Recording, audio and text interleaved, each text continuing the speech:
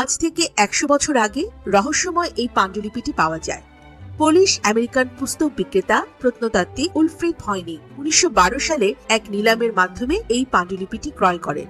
Wilfrid ভয়নিকের নাম অনুসারে এই পাণ্ডুলিপিটির নামকরণ করা হয় ভয়নিকের পাণ্ডুলিপি। কিন্তু পাণ্ডুলিপির মর্মার্থ তো দূরের কথা, একটি বর্ণ কেউ পড়তে পারেনি।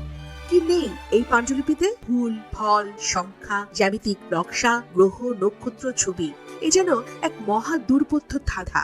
প্রথম দিকে এর লেখককে তা বের করতেই হিমশিম খেতে হয়েছিল। পরবর্তীতে অনেক চেষ্টার পর জানা যায় এর লেখকের নাম রজার বেকন। রজার বেকনের নাম জানা গেলেও এটাতে তিনি কোন বিষয়ে কি লিখে গেছেন তা জানা যায়নি।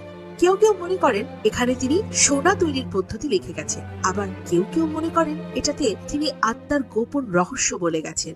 কারো কারো মতে এটাতে মৃত্যুর ওপারের কথা কিংবা অমরত্বের কথা লেখা আছে। কেউ কেউ আবার দাবি করেন এর 14টি বর্ণ তিনি বুঝতে পেরেছেন, আবার কেউ কেউ 10টি শব্দ বুঝেছেন বলেও দাবি করছেন। কিন্তু আজ অব্দি কেউ এর পরিপূর্ণ অর্থ উদ্ঘাটন করতে সক্ষম হয়নি। এই পাণ্ডুলিপিটি মানুষের কাছে অমীমাংসিত রয়েই গেল।